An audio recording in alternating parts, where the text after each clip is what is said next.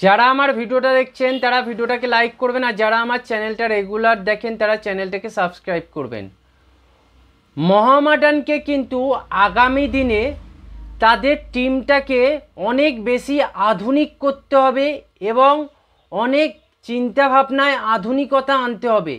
কারণ মোহামেডান টিমটা এই বছর যেটা বানিয়েছে সেটা বিশেষত হচ্ছে আই লিগের টিম নিয়ে একটা টিম বানিয়েছে। এই ধরনের টিম কিন্তু খুব একটা বিরাট প্রভাব ফেলতে পারে না আইএসএলের মতো টিমগুলোর কাছে।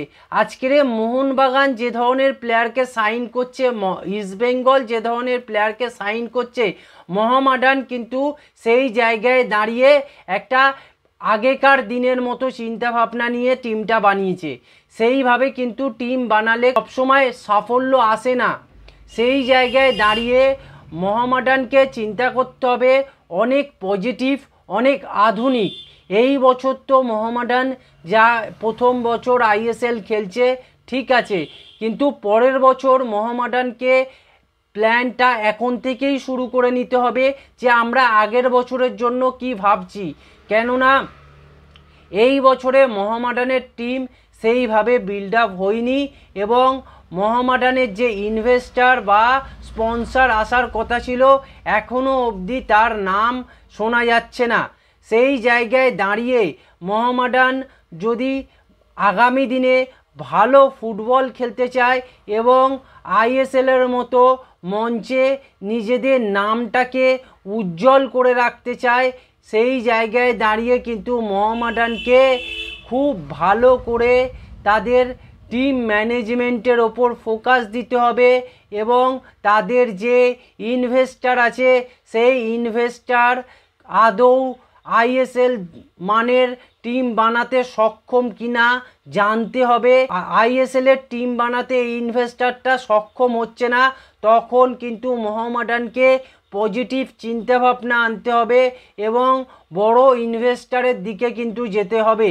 বাঙ্কার হিল বেসিক্যালি যেই জিনিসটা করেছে, বেশ কিছু ইয়াং প্লেয়ারকে তুলে এনেছে এবং এই সব ইয়াং প্লেয়ারদের দিয়ে আইএসএলের একটা বড় সাকসেস দেখতে চাইছে, কিন্তু সব সময় এই জিনিসটা খাটে না।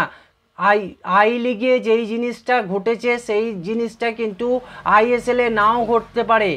একটা টিম এতটাই মজবুত টিম বানিয়েছে যেখানে দেখতে গেলে মানে মাথা ঘুরে যাওয়ার মতো টিম বানিয়েছে। বিশেষ করে মোহনবাগান, ইস্টবেঙ্গল, এছাড়া গোয়া, এছাড়া আপনি দেখুন উড়িষ্যা, এই যে চারটে টিম এরা কিন্তু খুবই ভালো মানের টিম বানিয়ে ফেলেছে অলরেডি। সেই জায়গায় মোহামেডান কি টিম বানিয়েছে না, বেশ কিছু এই দিক ওই দিক থেকে জোগাড় করা কয়েকটা প্লেয়ার, কোথা থেকে আই লিগ খেলা কয়েকটা প্লেয়ার এবং বিদেশিদের চয়নের ক্ষেত্রে মোটামুটি চয়ন হয়েছে। আগের আই লিগের তিনখানা বিদেশিকে রেখে দেওয়া হয়েছে। আমি বলছি না যে এইসব প্লেয়ারগুলো খারাপ প্লেয়ার, মোহামেডান হয়তো ভালো প্লেয়ারই সাইন করেছে, কিন্তু বুঝতে হবে যে আইএসএল খেলাটা একটা বড় খেলা। এই জায়গায় দাঁড়িয়ে কিন্তু খুব ভালো করে টিমটা বিল্ড আপ করা উচিত ছিল এবং সেই পথে কিন্তু মোহামেডান হাঁটেনি। যদি দুটো বড় প্লেয়ার আনা যেত তাহলে কিন্তু একখানা টিমের ওপর কিন্তু নির্ভরতা তৈরি হতো। এই জায়গায় দাঁড়িয়ে এইসব ইয়াং ছেলেদের ওপর তুমি প্রত্যাশা কি করতে পারো? তুমি প্রত্যাশা করতে পারো এরা ভালো খেলবে, এরা জান দিয়ে খেলবে, এটাই প্রত্যাশা করতে পারো, কিন্তু এর থেকে তো বড় কিছু নয়। এরা যদি খারাপ পারফরমেন্স করে, এদের ওপর যদি আমরা বিরাটভাবে যদি ক্রিটিসাইজ করি এইসব প্লেয়ারগুলোকে, তাদের প্রতি কিন্তু ইনজাস্টিস হবে, তাদের প্রতি কিন্তু কোনো মতেই একদম ফেয়ার ডিসিশান হবে না। কেন? তারা প্রচুর ইয়াং প্লেয়ার, তাদেরকে গ্রুমিং করার সময় তাদেরকে আমরা বলছি যে তোমরা এখন গিয়ে আমাদের টিমের হয়ে মেন প্লেয়ারদের রোল প্লে করো। এই জায়গাটা কিন্তু একটা ভুল কথা। এই জায়গায় কিন্তু আমি কোনো মতে সমর্থন করি না মোহামেডানের এই কথাটাকে। মোহামেডান যদি চাইতো যে আমরা টিমটাকে খুব ভালোভাবে বিল্ড আপ করবো ইয়াং এবং এক্সপিরিয়েন্স প্লেয়ারের ওপর ভিত্তি করে। সেই জায়গায় দাঁড়িয়ে কিন্তু একটা কথা ছিল, শুধু শুধু ইয়াং প্লেয়ারদের ওপর এক্সপেকটেশান চাপিয়ে দিয়ে সেটা কিন্তু প্রত্যাশা নয়। এই সব ইয়াং প্লেয়ারদের ওপর বেশি প্রত্যাশা করা উচিতই নয়, এবং এরা যতটা ডেলিভার করতে পারে ততটাই কিন্তু মোহামেডানের জন্য মঙ্গল হবে। সেই জায়গায় দাঁড়িয়ে মোহামেডান কর্মকর্তা এবং ইনভেস্টাররা খুব ভুল করেছে বলে আমার ধারণা।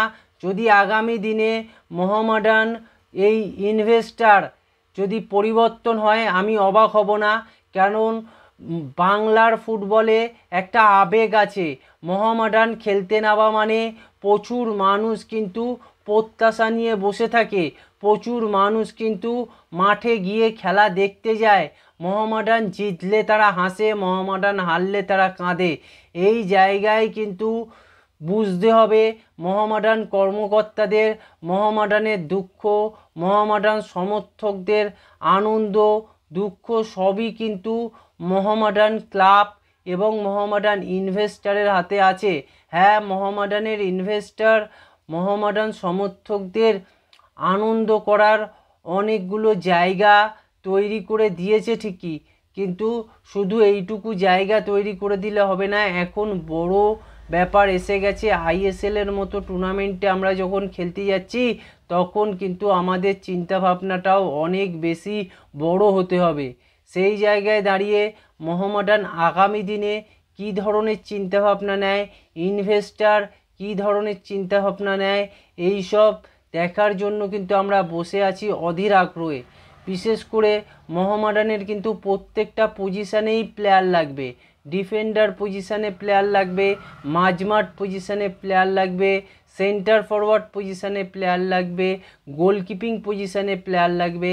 তাই মোহামেডানের চাহিদার কিন্তু কোনো শেষ নেই।